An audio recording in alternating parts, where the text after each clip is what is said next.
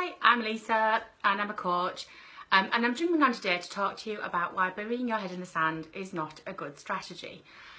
So the phrase burying your head in the sand or the saying originally came from ostriches, and it was thought that actually ostriches, when there was predators nearby, the ostriches would bury their head in the sand with the mistaken belief that if they couldn't see their predators, then their predators wouldn't be able to see them.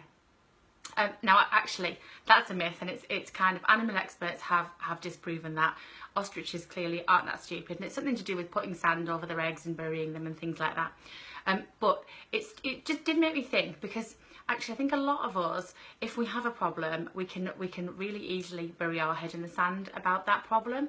And so I do see a lot of people kind of, I guess, hoping that if they ignore it, it'll go away. But just like ostriches, if you bury your head in the sand, the predator is still there. Just because you can't see them doesn't mean the problem has gone away. And I think we all know that, and I think we can all relate to kind of waking up in the middle of the night and thinking, oh God, I haven't dealt with that, and you know, and you can keep yourself busy all day long and not think about it.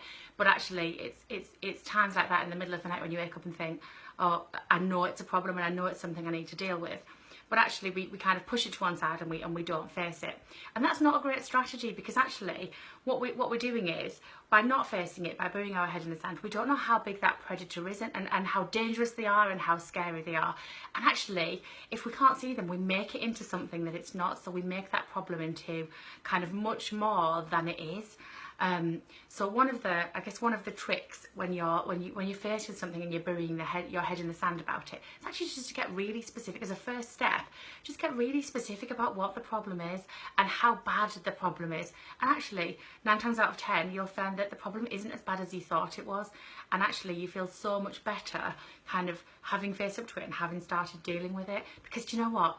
Kind of burying your head in the sand doesn't make it go away. It just makes you feel like it's worse, and you feel like it gets worse the longer you don't deal with it. So if you're burying your head in the sand about a problem, my advice is just take a little tiny step, just start and start to think about actually how big is that problem, and maybe write it down, and just start to think about kind of the specifics about that. So, you know, if it's a money problem, well, how much money is it? If it's if it's another problem, if it's a kind of related to the number of kind of something like overwhelm, kind of relate to the number of things you want to do, just write down everything that you need to do, and you'll find that actually kind of getting it on paper and getting it specific and starting to face up to it starts to make that problem smaller and more manageable, and then you can start to face it in kind of the smaller chunks. So don't bury your head in the sand, lift it up, have a little look. You'll probably find that predator or that problem isn't as big and bad as you thought it was, and you can start tackling it sooner rather than later. So thank you very much for listening, and more next week. Bye.